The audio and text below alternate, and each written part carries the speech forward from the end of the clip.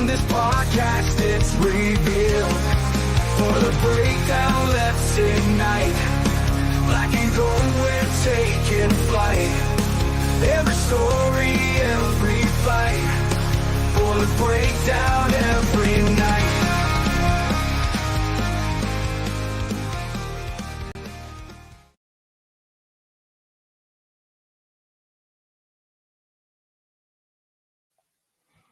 What is up, Boiler Nation? It's Wednesday night. It's October 9th, 2024. Brand new episode of the Boiler Breakdown podcast, streaming live on the Boiler Breakdown Facebook page and YouTube channel. So make sure you're following us on all social media platforms at Boiler Break Pod. Hit that subscribe button on our YouTube channel. Hit that notification bell so you're notified whenever we're going live on a weekly basis with a brand new episode. And if you're listening on your favorite podcast platform, please give us a rating and review, and make sure you're following and subscribed on there as well. I know a lot of times I'm listening to podcasts, some of my favorites. I think I'm following them. I go up to check. I'm not. So it happens. I think I heard a statistic, 75% of listeners, excuse me, are not subscribed or following their favorite podcast, even though they think so. So I'm Tanner Lee, co-host Evan Webb in the house. Webby, what's going on? It's Wednesday. It is Wednesday. Got to be honest, we love doing this podcast. We love talking about Purdue football and basketball. That's why we do this podcast. Purdue sports means a lot to our lives. But sometimes too much. this is one of the episodes that sticks out to me. That going into it, I wasn't looking forward to this. Yeah, same. Yeah, it's just like you want to talk about anything but the game, but there's not really a whole lot to talk about. No, because you're either talking about the game or the direction you think the program's heading, or previewing Saturday's game. All of it's negative. And we try to be a glass half full Purdue podcast. I feel like most of the time we're pretty optimistic, but I think I'm going to be struggling tonight, Webby, to find a lot of positive topics to talk about. Yeah, I'm definitely, probably disagree with me when she sits with me watching games, but I honestly try and be as positive as I can, just because I just feel like obviously there's a lot to be negative about, which is warranted. I mean, there's a lot of frustration. Part of me is just like, what's the point in being super negative? Like, unless you're going to do something about it, like we can't affect this. Like, so why? I don't know. I mean, is that game behind you? Is that the Hazel era game? No, it's actually it's the Cannon game for 2012. Okay, Danny Hope's last Cannon game. Yeah, I was at this game on the sideline, so I thought, I'll throw this one on because, of course, I remember a little bit of it, and maybe I'll catch a glimpse of myself on the sidelines. Yeah, but had we done this podcast back then when we were in school or in the Hazel era, I'm sure we'd have been pretty bad. But, this is the worst we've seen it. We started the Boiler Breakdown as a spinoff on another one of my podcasts back in 2018. So we haven't had to endure this type of frustration. I mean, last year had its frustrating points, and so is every other year we've ever covered. But and there's a couple, and they're like, well, obviously 2019 of the Braum era, that was pretty. Sure. I mean, that was mostly like, it was just like, man, another injury, But this was just like, this is just the closest we've had to the Hazel era that we've had to cover. Caleb Gerald on Facebook. Good to see you, Caleb. I know you said you're finally going to be able to tune in this week because your team's on a bye week. Maybe you can coach Purdue. But he said, well, hey, one positive. We got 2 turnovers finally. Yeah. Yes. That was was that your spicy bowl prediction? I didn't say who or how. Kendrick Breedlove, the Colorado transfer, had 2 interceptions, and darn near could add another one at one point. Yeah. So, I believe mine was Purdue was going to score 21 points in the first half, which I was right in the points, just the wrong team. Yes. Yes. Yeah. It's Kendrick came to play. Wish more guys on the defensive side of the ball I could say the same about. But man, that second half especially, it's been a long time since I've seen a Purdue defense look that bad. And I know they were bad against Notre Dame, but Notre Dame's got more speed and talent than Wisconsin. Yeah, Saturday, I was listening to the Bullet Sports podcast today, driving home from work, and they were talking about, like, something came up about the second half, and I was like, man, I don't really even remember the second half. I think I was just like just mentally checked out. I was probably on my phone for most of it. Like, obviously nothing noteworthy happened in terms of on the Purdue offensive side of the ball, and the defense kind of just collapsed on itself. But I don't remember much of the second half at all because I think I just wasn't. I was just kind of just so done. At one point, they completed 11 straight passes. And their guys were running wide open. I mean, I think you and I could have caught some of those balls. Yeah. And just the lack of tackling, the lack of angles, the lack of hustle. And I think Ryan Walters kind of pointed it out this week in his presser. I think when this team gets down a certain amount, say 10 points, 14 points, I think they quit. Yeah. And I mean, and obviously we're not in the locker room and all that, so we really know, but I feel like we're seeing the downside of like, going after guys in the portal who maybe just haven't had the experience. They haven't had the gameplay to, when things get tough, they know what to do to turn around, which, I don't feel there's a right way. I mean, I don't think there's, one way to build a roster, whether it's through the portal with a bunch of, guys who haven't played on potential, or going after guys who maybe were productive at a much lower level. I think, both can do well if you do it the right way. But I think you're right. I think, what he said is just guys were kind of quitting. And I think maybe that has to do with guys who just haven't maybe had success either.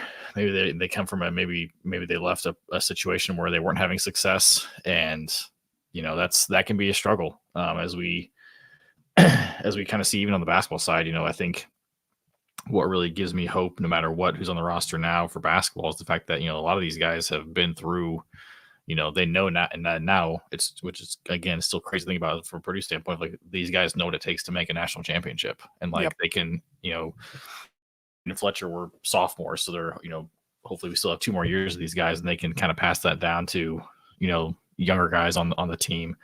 But with football, it's like it just sucks when you go into halftime. Hopefully you're hoping to go only down 14-6, and they scored at the end, and then that was a killer. They're going to get the ball back. It's like, man, 21-6. Like, you had the hope of like, okay, we got 2 turnovers, but like, man, we squandered those opportunities. We could have had, even if you just gotten 1 touchdown, it'd feel a lot better. But it was like, dang, like, it just feels like such a steep mountain to climb. Thad Mooney on Facebook, positive internet went out midway through the second quarter. And I didn't have to force myself to keep watching the car wreck like I did the other games. Yeah. And I had the liberty to turn it off whenever I wanted, and I didn't. I sit through the whole thing because sometimes I just love pain and misery, and I don't know why. Yeah. I had it on. I probably should have gone out and helped my wife with yard work sooner than I did, but I just It turned out great, by the way. So yeah, it did. Yes. Yard work did. Yeah. yeah. But no, it's like the last 2 games in particular. Even the Oregon State game, at halftime, like, all right, we're still in this thing. Yeah. And then a lot of like what ifs, like, man, if this would have happened, like, it'd be a different ball game. But if we can just, keep that going, and then it's just like. Well, and I know the Nebraska game, we were still in it going to the 4th, being down 7-3, but the top came off this one quick. I mean, they scored real fast, second half, get 28-6, and then off to the races to make it 52-6. And, I think I was still more frustrated with the Notre Dame loss, just being it was Notre Dame, but this one I was left more speechless. And I know we've seen Wisconsin ass whoopings upon ass whoopings over the years. I just don't feel like this is a very good Wisconsin team. No, they're not, and that's why I think I was probably more frustrated with this one, because it was like, at least Notre Dame, like, I think I was frustrated with that one just because obviously it was like we're coming off a bye week. We saw, we heard hey, this game's been circled on our calendars, that whole thing. And, we saw them be susceptible to Northern Illinois. And Purdue looked like a legit team out of, they beat Indiana State, but they looked good doing it.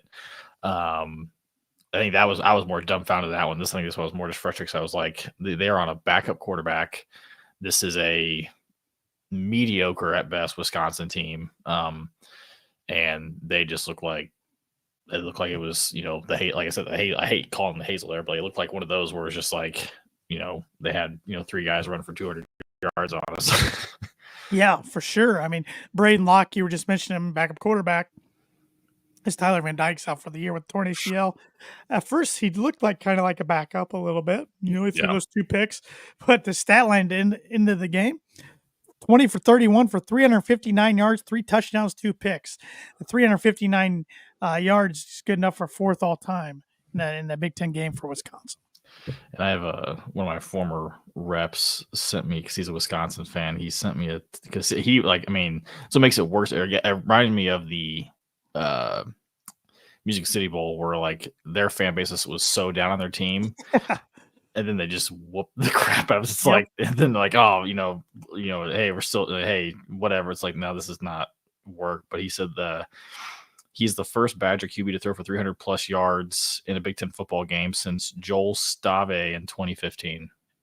I assume it's how you pronounce it. I remember him. Stave. Yeah. Oh yeah. Yeah. Oh, and he did it. Last time they did it for 300 yards, Stave did it against Purdue. Of course.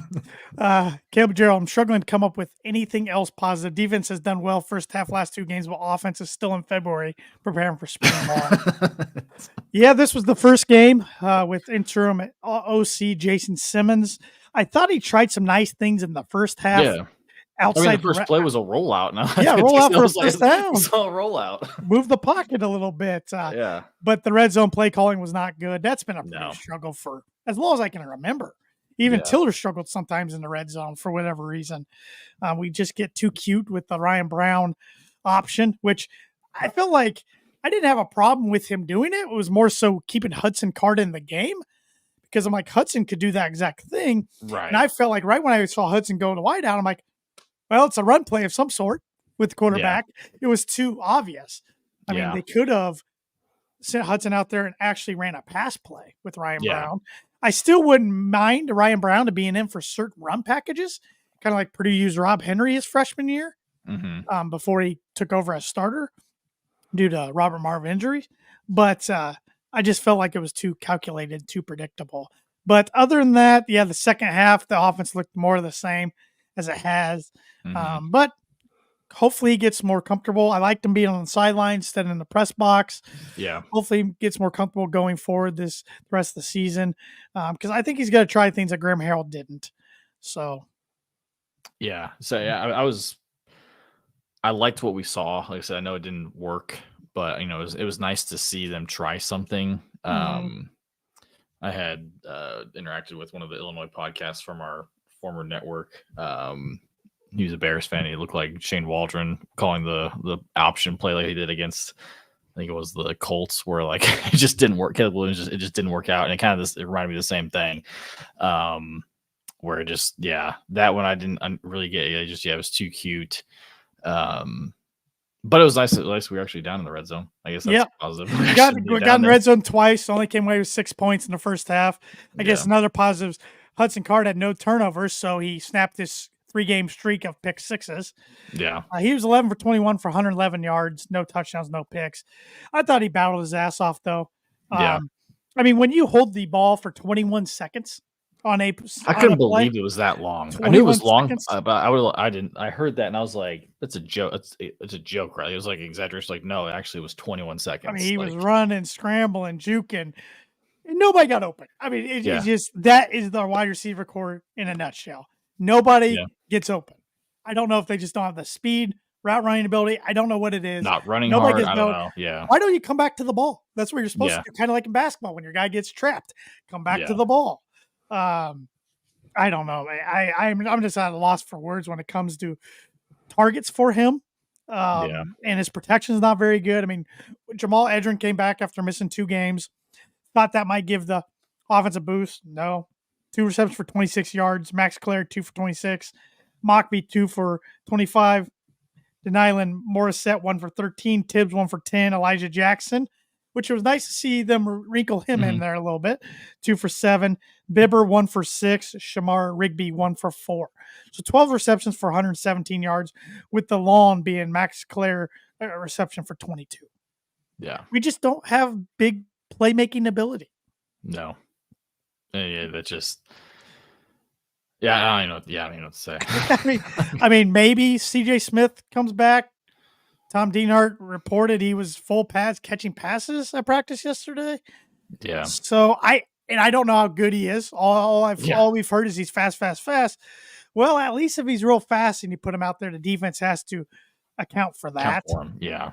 Maybe you can pull So a safety back or something and get something over the middle. maybe, I don't know. Yeah. running the ball, Purdue didn't really get a chance to get the ground game going. They were 26 Mhm. rushes for 99 yards. Mockbee was 11:45.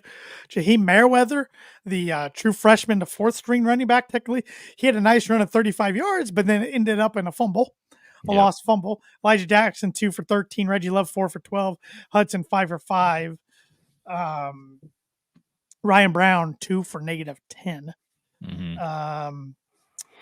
But like I said, Purdue didn't have any turnovers as far as offense. Well, special teams, they had 2 fumbles, both by Mhm. Dylan Thieneman. One resulted in a lost fumble, pretty much to start not start the game, but it was in the first quarter where right after that, Wisconsin gets the ball at the 10-yard line, goes in the next play for a touchdown, get up 7-0. And I don't want to say I felt like the game was over per se, but what a punch in the gut. It felt like all the Yeah, energy it was got a sucked right out of the team.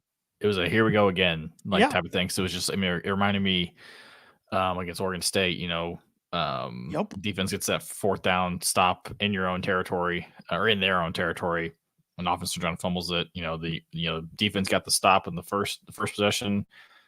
He botched it, but at least he got it back. And then the second time, again, they get another stop. And the next time, it just like, one, it was like he was within the 10. So you think like technique is just let it go. So that was just kind of just an error in judgment from should be a really good player. So it's really disappointing. But it was just, Yeah. it was when that happened, I was like, we just cannot get out of our own way. Like, Nope. it's just, that's probably what's more frustrating than anything. It's just like, just stuff like that where it's just, come on, dude. Yeah, this Purdue team's not near talented enough to overcome mistakes like that. Unfortunately, they cannot play behind the 8 ball. They can't play behind. Period. No. We haven't seen them have the lead besides Indiana State in a 3-point lead for a little bit against Nebraska. We haven't seen in them the first quarter since the Indiana State game, which is Yeah. And another this is a stat too was we had Indiana State we scored 49 points. We haven't scored 49 points It's the just 4 embarrassing. games combined since. It's just embarrassing. Going into the year, I was more worried about the defense than I was the offense. I thought the offense would be able to put up a lot of points. Defense hasn't been good either. I mean, I've No. already shared my frustrations. That second half the other day was just pathetic, no matter how you dice it and cut it. But this offense has been abysmal. This team has been abysmal. I mean, this is I don't like just ragging on them, but they're 1-4. Yeah. And just when I think they've hit rock bottom, they find a way to dig deeper and hit another rock. So the drops out. So what's Ryan Walters have to do, Webby, to save his job? Because a week ago we're like, Purdue's not going to fire him. No matter how bad this gets. Now a week later, I'm thinking differently after. We were through the September was the easy part of the schedule, and then you get into October, and it was you had Wisconsin, Illinois. Beginning of the year, like okay, Illinois, we kind of torched them last year, but they're ranked. I don't think they're as good as their ranking is. I think no, but they're gonna be out for blood. Oh, they're out for blood for sure. They have every right to be. We have 3 of the top 4 teams in the country right now left on our schedule by the rankings. Yeah. Only team right now in the country with 3 top 5 teams. 5 of the 7 remaining are ranked. And plenty of those teams are going to be out for blood. The ones that aren't top 5, you've got Indiana, Illinois, who are ranked, and both teams pretty. Buck game was close last year, but they're going to be out for blood. Depending on what their record is at the end of the year.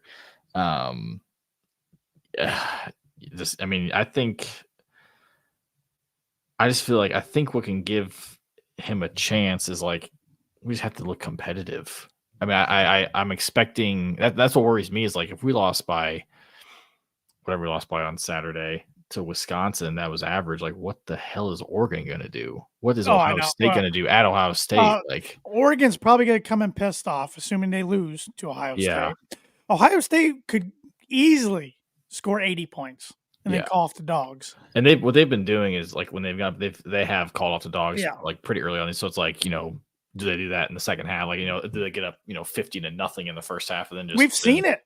56 zip one year out of Ohio State, and that wasn't this Ohio State team. Yeah. So, get into a couple comments here. Patrick Kennedy on YouTube. Can we just forfeit the rest of the game to save embarrassment? Fortunately, we can't. Yeah. Cameron, Caleb Gerald on Facebook. Excuse me. My biggest. I got you. Biggest frustration with coaching seems to be a lack of making adjustments. Halftime, last few games, we come out at half and try the same thing over and over when opponents have adjusted. Yeah, I think that was. I know Boiled Sports touched on it, where it's like, the scheme seemed to be like, yeah, it works in the first half, and then when teams adjust for it, it seems to be such a simple adjustment for them, and then they solve they solve whatever issue they were having in the first half, whatever it is. And yeah, I think that's just a lack of just experience, which kind of leads into Cameron's comment about coaching staff with experience. And again, like we've talked about before, but I think that was the thing that we were so excited about for this coaching staff when they were hired, was the youth of it. But now it's like, oh crap, like it's. Well, it seems like the players love them. That's what everybody says, but I don't know if they're responding that way. Right. Yeah. It's one thing to connect with players and connect with recruits, but when things are crumbling around you have nobody to lean on and rely on, and that's what's hurting with this staff.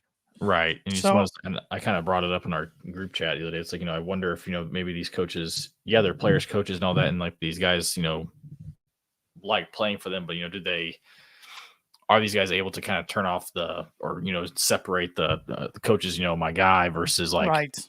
Well, this is my coach, and like he need to listen to what he says, that sort of thing. Yep. And can they be, can the coaches be that, a hard ass when they need to, and when things aren't going well, like, do they have that kind of, which it's a fine line, it's, there's multiple ways to build a successful team. Like there's no one right way to do it. We've seen it, throughout the history of the sport.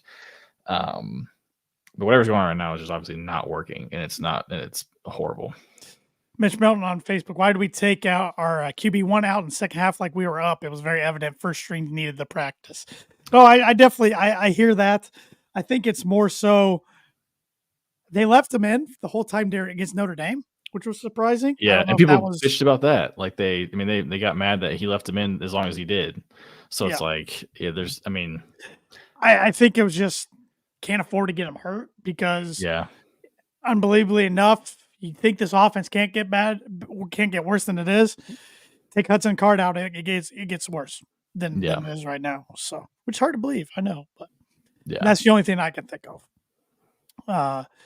Cameron Day, serious question: what would it take for Bobinski to fire Walters? What's the line? I could see. I hope it doesn't. I really don't. Like, I really want Walters to figure it out and save his job. I think everybody does. That's why. Yeah, the frustrations are so high. If Purdue goes out on Saturday and has another Wisconsin, like where it's 52-6, and then you come home and play Oregon and get again embarrassed on your home turf, or it's actually grass. We don't actually have turf. I could see that because there is a bye week after that, so it could be like, hey, chance for whoever the interim is. Which again, that's the other scary part. Is like, who the hell would you even? They'd probably give it to Simmons. I mean, yeah, it probably makes the most sense. At least you give him an extra week to figure out how to piece, and the rest of the which, like at that point, yeah. I think the problem you have there is, I don't see really any benefit to firing them in season opposed to waiting until after the year, because the buyout's bigger. The buyout in season's $3.5 million bigger, I think, than at the end of the year. And you can do the groundwork and the checks behind the scenes while still having your coach aboard. If you're going to go that direction, because another thing you risk by doing an in-season firing, and we might see this anyways, is players jumping ship. Quitting. Yeah. Just not playing. Quitting. Yeah. As we've seen, we're seeing that all across the country now. And even guys who UNLV was starting quarterback. Because I'm surprised, honestly, we're not going to, we don't, but I'm surprised we haven't seen some already. I don't know. Maybe we're past the redshirt period now. They can't, if they've played in 4 games, they can't take a redshirt. Right. Yeah. So. But if they don't, I don't think they would fire him during midseason, but I think if he does fire him at the end of the year, it's got to be just you're just not competitive in any game from here on out. Like so say they beat Northwestern, but lose out, go 2-10, but they're competitive in more of those remaining games than not. If maybe say Oregon and Ohio State, not so much, but the rest, is that enough? Yeah, I don't know. I don't know, because I mean you have the argument of like, why didn't you? I mean, you know, where was this beginning of the year sort of thing? I don't know. I think Caleb has a really good point of like what the respond to Cameron is like when donors stop responding to calls, or nonstop calling, complaining. I mean, you hear that all the time. It's, you know, unfortunately it's a money business, and when the money dries up, like that's usually when things Or happen. a lot of people that complain don't want to put their money where their mouth is either. Yeah. Yeah, I think, if you're I mean, I like think if they are competitive in a lot of those games towards the end, I like to think maybe you can give him, but then like you get into the thing of like, okay, if you give him a chance next year, you would think that'd be like, okay, you gotta like this whole staff has to turn over, like, or at least like a good majority of it, and you got to get guys with experience. But then it's like, how many legit guys with experience are going to sign on to a gig that's where it's like this is you know, it could Maybe be a 1-year deal. thing. Yeah, like it's, you know, it's a Yep. So that's the issue. Yep. But I mean, yeah, I don't know. Yeah, it's like I mean, there was always a risk with this hire of, you know, with a young up and coming guy, there's always that risk of, you know, not you know, it not working out because again, they don't have experience. But I think, you know, I would like to think that if, you know, Babinski and Walters could go back and redo it, they would definitely, Babinski would probably be like, hey, you got to bring in guys that, you know, have some head coaching experience or something, and not just a lot of your boys from Illinois and such. But we also, I mean, Graham Harrell had a ton of experience too. So that was like, you know, but I don't know. It's, yeah. Cameron Day here on Facebook. Who's a decent head coach that Purdue realistically has a chance to hire if Walters goes? I don't want to make a list today by any means. Honestly, I haven't even like looked even to think about it. I mean, I definitely think you have to go the offensive route. Yeah, somebody that's creative with play calling. Yeah, I mean, probably look at. I mean, you'd probably. My first guess would be maybe look at again like the G5. Yeah, you know, you get up. You still get a young guy who's been a head coach. I mean, yep. I know in the past people have thrown out West Kentucky's coach, but I'm not sure. I feel like they have a new coach every 3 years. So yeah, and I don't know. Well, Matt Candle's one they like to throw out Toledo's coach, but he's been there a decade. It's like, why hasn't he got a chance somewhere before? And Toledo's just from where they've always been good. So it's kind of one of those things like, you know, like we see with like James Madison, like that is just a good program and everybody has success there. So it's, I'm not a big fan of that. And when I've heard people say of him on Toledo, I'm not a big fan of that just because again, like he's been there for so long, like why hasn't, and he hasn't left. So like, why hasn't, you know, I mean, yeah, I guess you could say you like it there and all unless that, he's turned down jobs and we have no idea. I mean, there's that, but I get nervous with that because I feel like Toledo is just a place that it's easier to win there in the MAC versus other places. I don't know. It's you know, it's Purdue college athletics and college football in particular, a whole different landscape than last time Purdue fired a coach.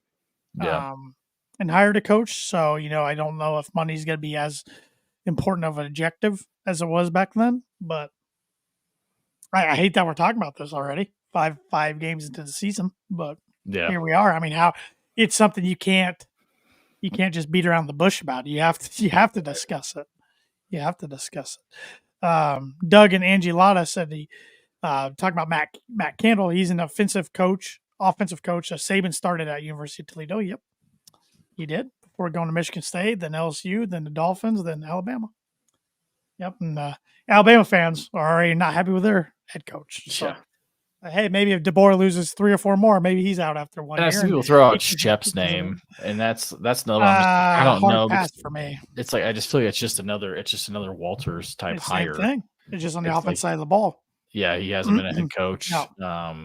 No, it's got to go get experience. It's not like he's going to bring his staff from Alabama to Purdue. Like that's like he's going to have to go out. He's going to have to go out and find a bunch of dudes. Yep. I think if you're going to hire Shep, it was when you hired Walters. as much as I like Shep, but I just don't think if you were to move on from Walters, I feel like that's just you're just repeating the cycle. Nope, I agree 100%. If a move's got to be made, and we're on the trajectory right now, if things don't get better, I think they have to make a move. Yeah. You got to go get somebody who's been through it.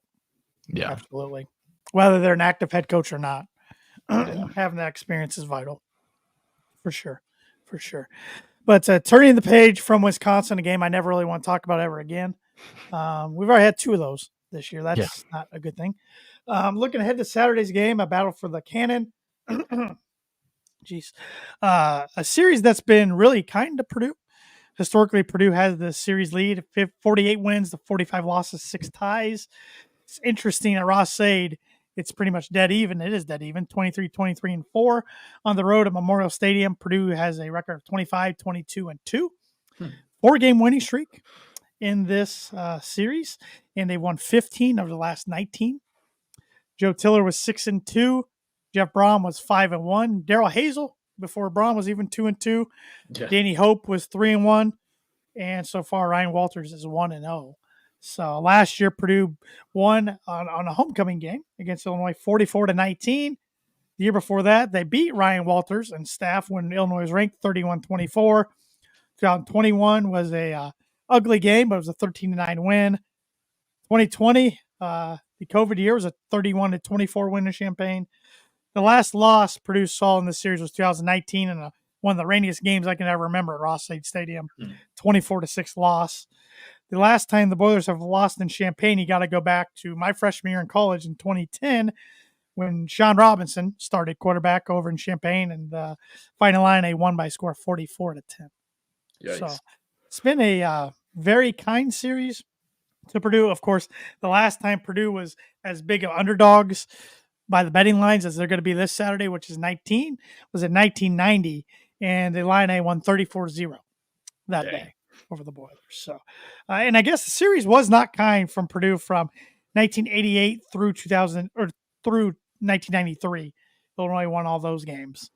And looking at the score, Purdue put up, this is Purdue's total points over those years, 0, 2, 0, 14, 17, and 10. Just not a lot of offense going on. No. So, and then things flipped, and Illinois has not got the better of Purdue for a while. So, wish I was feeling confident. I'm not at all. Usually by Wednesday of game week, I've talked myself into why I believe Purdue's going to win. Yep. Haven't even had an inkling of that this week. Yeah, I mean, I guess like the thing I keep going back to is like, man, this staff will be motivated. It's their former employer, but it's like at this point, I'm like, man, if you weren't motivated after getting your ass kicked by Notre Dame or losing to Nebraska, it's like I don't know what will. And they'll be motivated on the flip side from what happened last year. They've had a bye. Yeah, I mean, there's been obviously the off-season recruiting battles between the two staffs. Like there's that whole thing. Yep. Luke Allmeyer looks all Big Ten like right now. Yeah, they've been putting up points. The defense has been playing better than I think people thought they would going into the year. Yeah, it's I'm not sure I'm actually going to be able to watch it. I think I might be on the road, but it may not be a bad thing. That might not be a bad thing. Maybe it's the what we need to win, because if I'm not watching, maybe we'll win. It's a 3:30 kickoff, Fox Sports 1, which I like 3:30 kickoffs, so I'm happy about that. But yeah, man, I'm not feeling good about this at all. You were talking about recruiting. That's one thing we haven't even hit on yet. Purdue's lost 3 commitments in the last 2 weeks, and one of them was their highest ranked commit, defense back from the state of Ohio. So that's not good either. Who has a cousin on the team? Which I'm trying not to read between the tea leaves there either, but that worries me too. If we see more and more decommitments, that's going to put pressure on things that need to be changed too. So yeah. So I mean, he made a point to the commits out there. He said, wait it out. Pretty much wait it out. That was his message on Monday. Wait out the rest of the season, see what happens. Well, they'll probably see what happens, and hopefully gets better. Yeah. Because if it gets worse, we're going to not have anybody in this recruiting class. So Yeah, it was already a small. I mean, it was a small class anyways. But yeah, I mean, but like now it's like you could lose a lot more than just recruits. oh yeah. It's and say they do make a change. Whoever comes in next year, assuming they're a head coach, they're going to hopefully bring their staff, bring some players with them because they're going to have to get a makeshift recruiting class and guys through the portal. So it's crazy. Just not a good situation.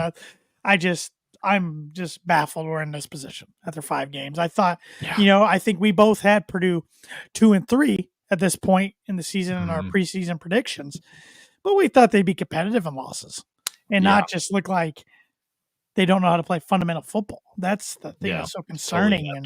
Totally. And a lot of it falls on the coaching and the captains of the team, the leadership too. Yeah. So, do you have any bold, spicy prediction for Saturday's game? Oh God, Purdue will score a first quarter touchdown. That's pretty darn spicy at this rate. Purdue will have a defensive touchdown. Okay, I like it. Going from no turnovers to 2 last week, and they luck into something. So, and it might be when the game's out of reach. Who knows? Yeah, still counts.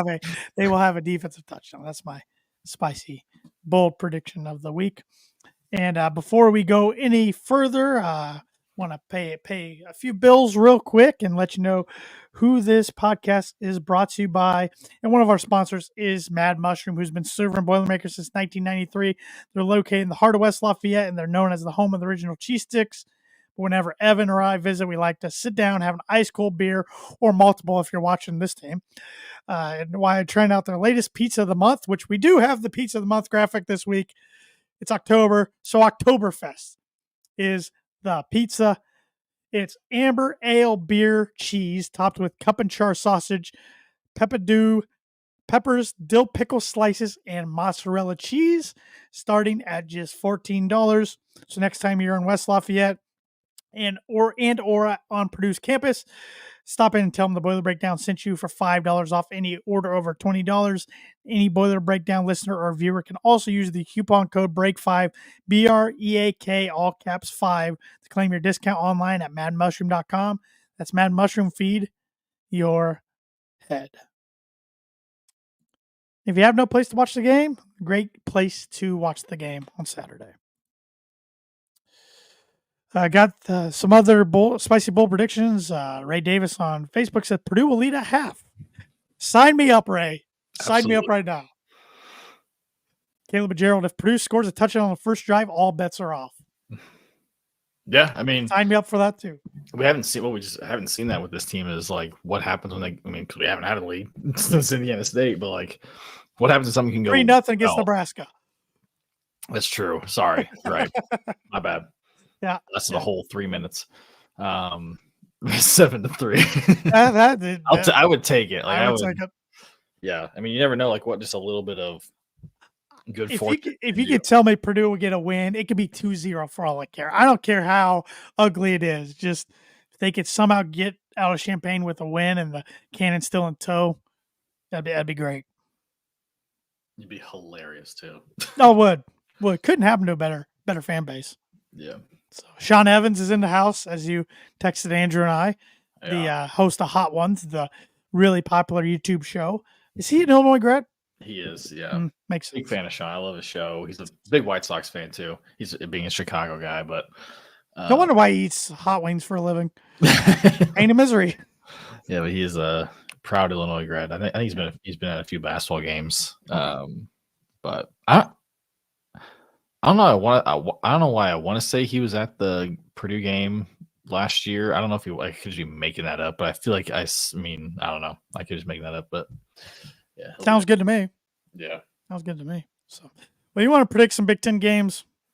Some games around the league. Some interesting ones this weekend. This is supposed to be like, this is like what were there people saying before the season, like if you have a wedding scheduled for the 12th, don't go.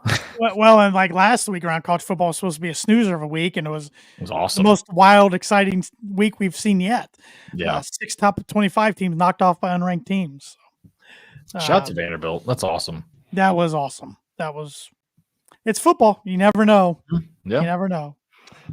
Friday night, Northwestern at Maryland. Maryland's a 10.5-point favorite.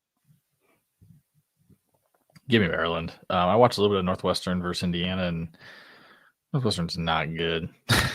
No, they're not. They still found a way to score some points. They did. They scored like 24 points or something, but yeah. I give Maryland to get their first conference win. I want to get this Facebook comment real quick. Ray Davis, off topic, go watch Rayfield Davis's podcast with Elliot Bloom. Great stuff. I did see that was posted. So I saw people saying how good it was. So yeah, I thought I mean to check that out. I will definitely check that out for sure.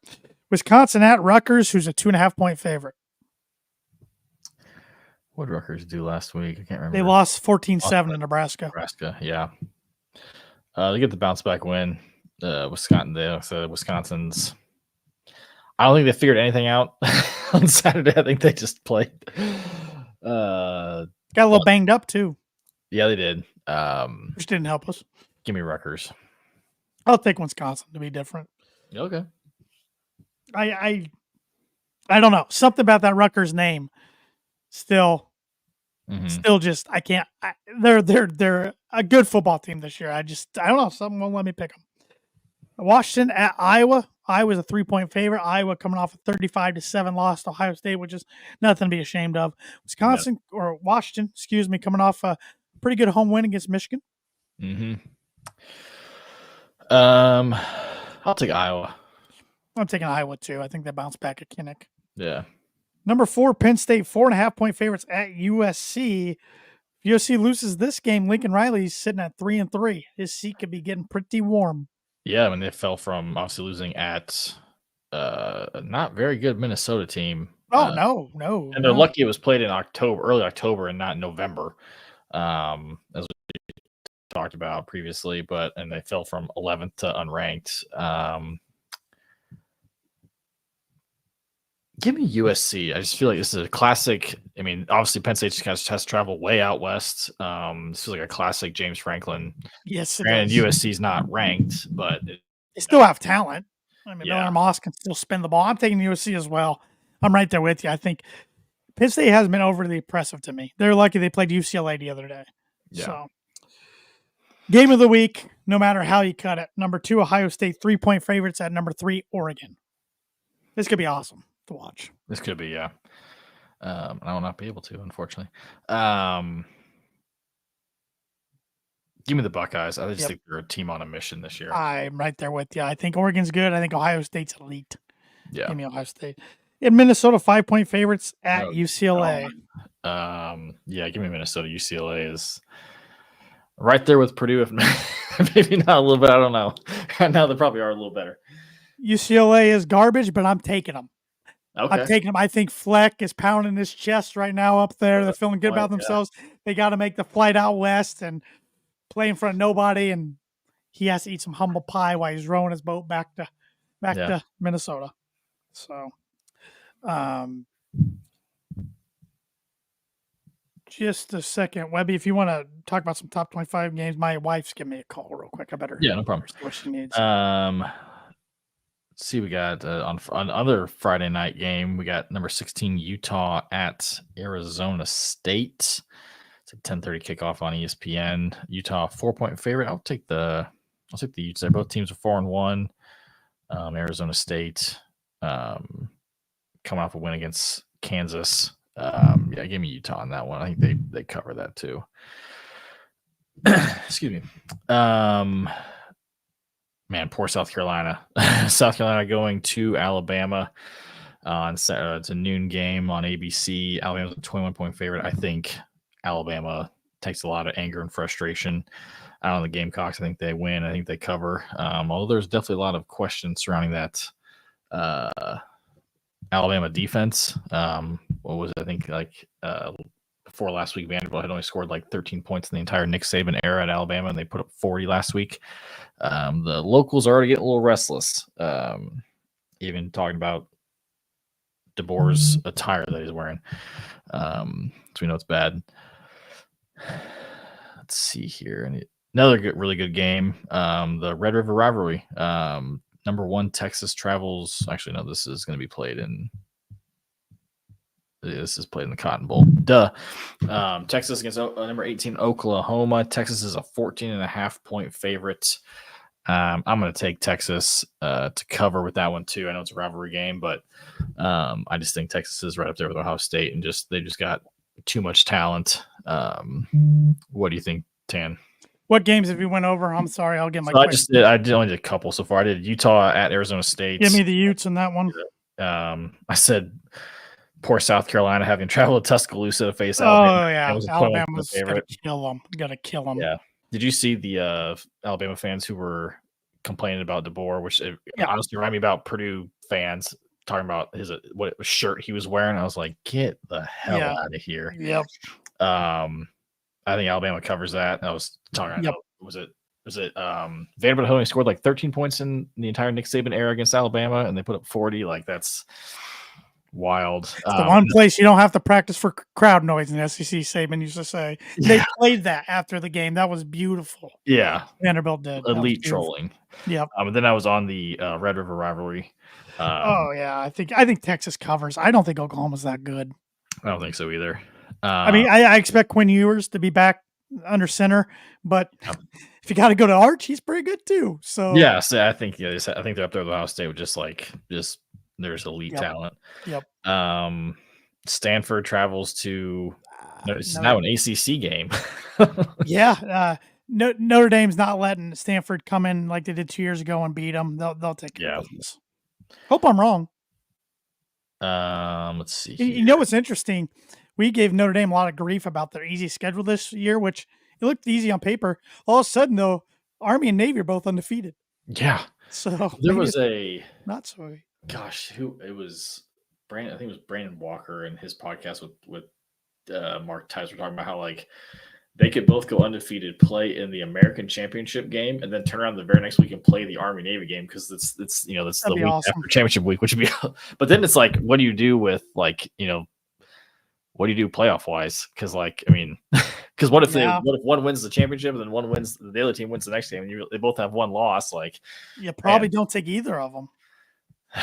Yeah, especially if there's a different undefeated group of 5 team Boise State or something. No, Boise State's not undefeated though. They lost Oregon.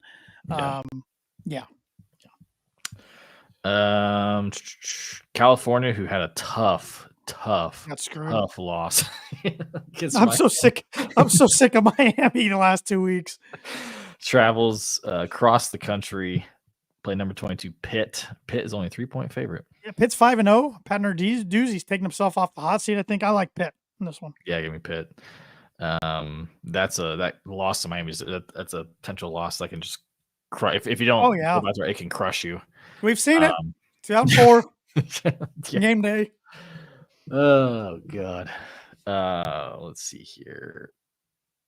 This game at the beginning of the year looked like it was on paper was a really good game, but I'm not so sure now. Florida, who I think is just looking for any excuse to fire Billy Napier. They don't want Napier to coach himself. They don't want him to get wins. No, travels to number 8 Tennessee, who only fell 4 spots after losing to Arkansas, which apparently they have not won in Arkansas in 0-1. Yeah, it's wild. Give me Tennessee. I think Tennessee freaking rolls, and you may even see a Billy Napier resignation after that. Not resignation, but get fired. Light up the SIGs. He's going down to Florida. Well, we've heard Lane Kiffin linked to that job, which he's linked to every damn job that comes. Even then, if it opens up Ole Miss, Ole Miss is the biggest NIL. Yeah, college football. Why would you leave? And some sweet uniforms. Yeah. Speaking of Ole Miss, this should be an awesome game. 7:30 ABC. Number 9 Ole Miss travels to Death Valley, face number 13 LSU. How is Ole Miss favored in this? I can't figure that out. Yeah, I don't know. Especially after, we saw them lose at home to unranked Kentucky. They haven't played anybody. They were faking injuries against South Carolina, according to Beamer the other day. So I like LSU at home. Yeah, I think I do too. It's just such a tough play, which everybody's used to it down there at this point. But Tanner's game of the week, number 18 Kansas State travels to Boulder to face his Colorado Buffs. Kansas State's 4.5-point favorite. please, for the love of God, Kansas State, take care of business.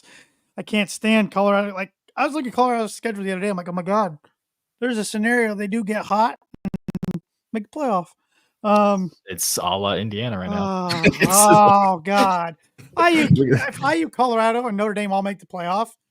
You might have to find a new co-host, even though we'll be in basketball season, because I'm just gonna take myself out of the podcast world.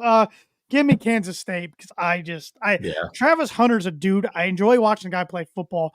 I wish Deion wasn't tied to him because he's a good player, but I don't even want him around the Heisman because. Did you see the video of him saying that he'd love to go to the Broncos because he wants to stay in Colorado? I'd love to have him if Deion wasn't going to be tied to his hip, but hopefully the Broncos won't be in position to take him. They shouldn't hopefully be in that position. Shouldn't be. That's there's other ranked, just no other ranked versus ranked. Yeah.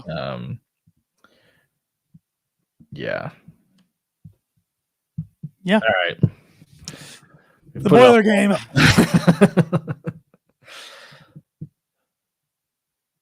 I'm going to Illini 34-13. Okay. God, I hate that. What did they have? What would you say? 34-13. 34.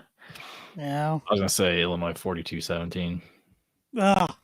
Either one of them makes one throw up. Yeah. 19-point underdogs at Illinois. Just unbelievable. Here we are. Who is your, I guess, Purdue standout player of this game? If there is one. If it's not. Well, I said Purdue was going to score a defensive touchdown, right? Yeah. So now I got it's not going to be Nyland Green. He's been a disappointment. Bad. Thieneman has a bounce back game. He's the one who gets a defensive touchdown. That Mooney add 30 points for Illinois. Either prediction. God, I hope not. Because I mean, does scare me. Is Altmaier can run. Yeah. Yeah. Which we haven't really seen in the last couple of weeks. So hopefully this team. Well, I was thinking last year's game, and I know the teams are different. Last year's game got out of hand. Purdue forced a lot of turnovers against Illinois last year. Yeah. My standout. Ed Berkey here on YouTube. I want Walters to win, but if not, please show me something. Yeah, at the bare minimum, show some fight. Look rivalry like game. Yeah, like not go into the fourth quarter. Go into the make it be meaningful football late in the fourth quarter. Like that's at that point I'll be thrilled. I remember thinking that I hate comparison. I remember the Minnesota game in 2014. It was competitive. It was under Hazel. It was a competitive. I remember thinking this is a competitive. This is fun to watch football because we still lost, but my standout player. Let's see. He does play. CJ Smith catches a touchdown. If he plays, I'll believe it when I see it that he plays. I know why I'm thinking that, but. I hope he does. I mean, I want to see him play. If he's this fast, I like to see fast guys. Yeah. So, Thad Mooney, I'll buy some authentic UTEP football gear for the podcast. Fun times. Yeah. You want to talk about the basketball schedule? Sure. We can talk about. I got nothing else to talk about football. Yeah, we can talk about losing a recruit to Northwestern. I honestly don't even care about that. I don't even think we really got to touch basketball recruiting right now because I should have had this pulled up because I trust Matt Painter, and that's very nice. See that. So, we got the TV times announced today. So, starting on October 26th is the exhibition against Creighton. It's the charity exhibition, but you can pay $10 to watch it. It's at gocreighton.com. All proceeds are going to some charity. I'm not sure what. Yeah. October 30th, Grand Valley State. That's also an exhibition. Yeah. That's Big Ten Plus. You can pay $10 for that. I forgot I did it last year. Last year, and it was. I'm mad because there was that whole I remember texting to our group chat with our other buddies, but there was I think it was before the football season started. There was a promotion with Big Ten Plus where if you used a promo code using one of the 4 newcomers, you got it for $1 or something like. It was some. You got it for like a year for like $1, and I didn't do it because I'm an idiot. Oh, their coverage is awful, though. It is awful. Yeah, November 4th, Texas A&M Corpus Christi, 6 o'clock tip to start the season. That's Big Ten Network. It's a Monday. Then November 8th, a Friday, Northern Kentucky comes into Mackey. They gave Purdue a scare before, and Mackey should have won that game probably. Yeah, they did, yeah. So Big Ten Plus, another one. Yale Bulldogs, rematch from the NCAA tourney game a couple years ago. They come in on November 11th, the Big Ten Network game. Got a big in Friday. Could be the number one team in the country on November 15th, coming in Alabama at 7 o'clock on the Peacock. And then November 19th at Marquette. That's to be determined. I bet November Fox Sports 1 game. Effectively, sounds like it. Sounds like it. They would have announced that time by then. But never mind. This one's a surprise to me. November 23rd, Sunday at Marshall Home's Big Ten Plus. Yeah, that was a surprise to me. Usually it's like the first game of the season, the Big Ten Plus. Marshall's usually decent. Yeah, were they a tourney team last year? No. Were they? I don't think last year, but they've been the last couple of years sometime. Then on Thanksgiving and Black Friday, you got the Rady Children's Invitational out in San Diego. That's Fox/FS1. At Penn State, December 5th, FS1. Maryland at home, December 8th, Sunday game, Big Ten Network. Saturday, December 14th, you got Texas A&M down at Indy for the Indy Classic. That's a nooner on CBS. Purdue will be the first game. I know last year they were the second game with Ball State and Indiana State playing first, and then Purdue was the warm-up game to the highly anticipated Wisconsin Butler game on the Big Ten. December 21st, Saturday, that's against Auburn down in Birmingham, Alabama. That's to be determined. That sounds like a Fox game or CBS game to me. Yeah. December 29th, Sunday, Toledo was a Network. Weren't they last year? I think that's something of not Marshall.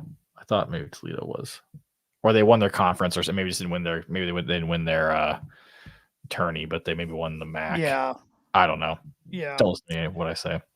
January 2nd, Thursday at Minnesota FS1. Sunday, January 5th, Northwestern Big Ten Network. Thursday, January 9th at Rutgers FS1. Sunday, January 12th, Nebraska Big Ten Network. Latest tip of the year, Wednesday, January 15th at Washington 9:30 Big Ten Network. Oregon at Oregon, Saturday, January 18th, NBC/Peacock. So that'd be cool to be on NBC. Yeah. January 21st, Tuesday, Ohio State, Mackey, 7:30 on Peacock.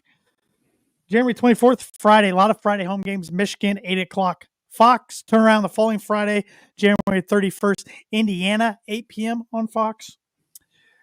February 4th, Tuesday night at Iowa, Peacock. February 7th, Friday at home, USC, 7 o'clock on FS1.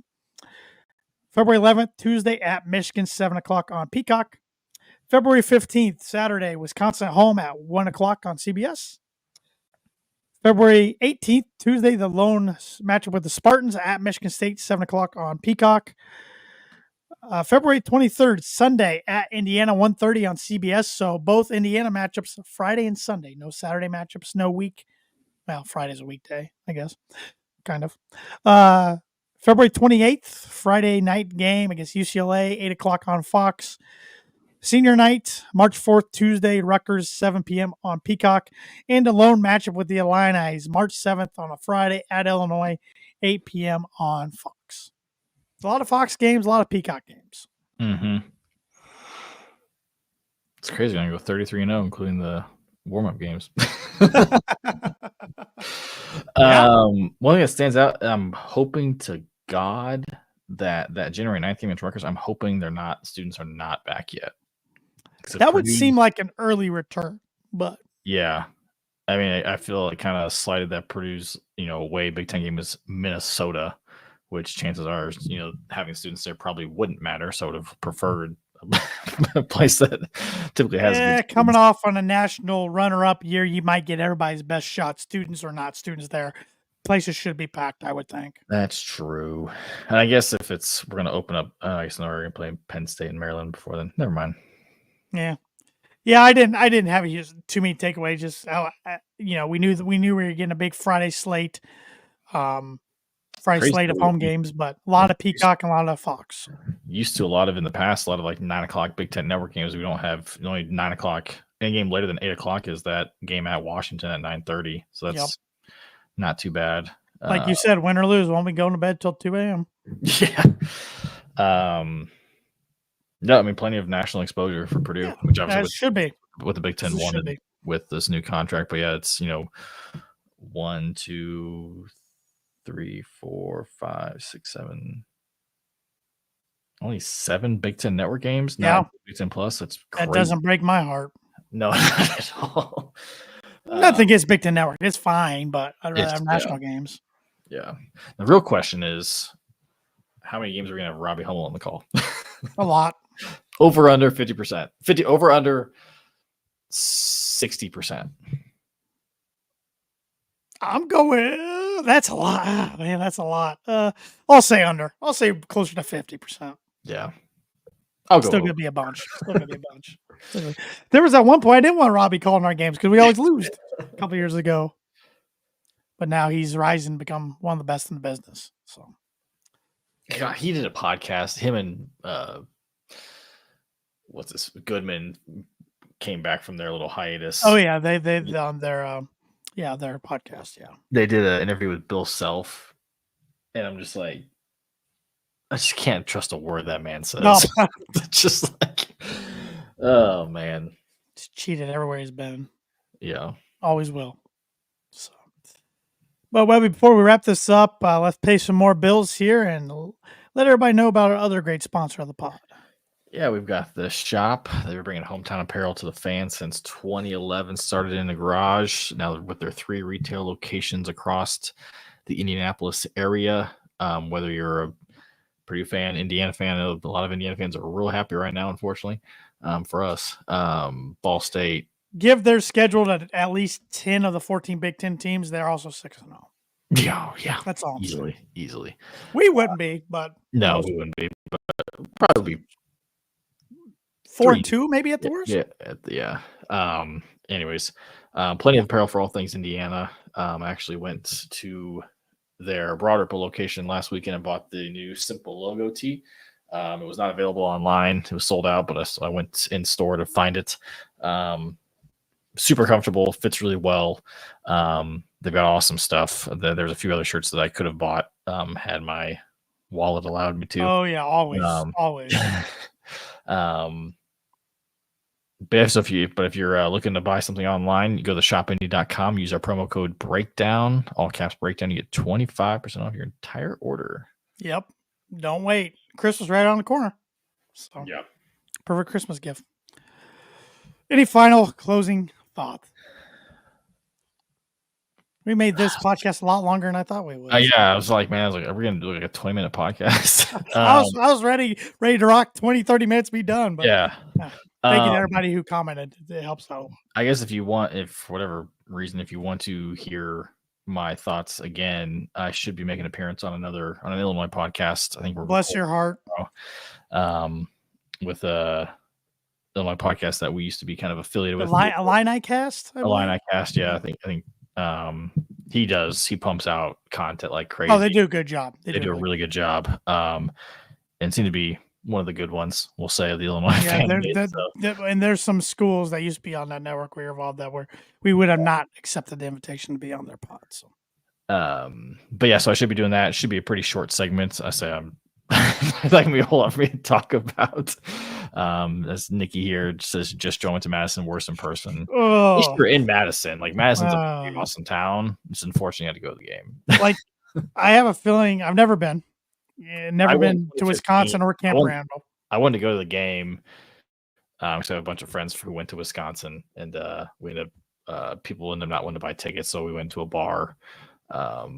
Which felt Madison's incredible. I love it so much. I think I would have been so pissed I wouldn't even have participated and jump around. Yeah, like the announcers did the other day. Yeah. But yeah, so I'll be on that podcast tomorrow. Should be released on Friday. So if you want to hear my thoughts, I'll be chopping it up again. Well, we appreciate your hard work, Webby, and your love and dedication. So let's let's at least show some competitiveness on Saturday. And What can you say about that? I know you've held the cannon. What's the heavy. insight you can give? It's heavy, yeah, for being a tiny It's a lot. cannon. Oh yeah, it's little. You think it's and heavy. It's heavy, and it comes off. It comes off. A lot of people know that it comes off that wooden base. Oh yeah. But What's it made out of? Is it just metal? Yeah, some kind of metal. I'm not. Yeah, I don't remember. But no, that was cool. Of course, holding the bucket was neater. I didn't get a chance to hold a shillelagh. At this point, nobody ever will. But no. Hopefully, we boil it up, hammer down, keep the cannon, and beat the Illini. Boil it up.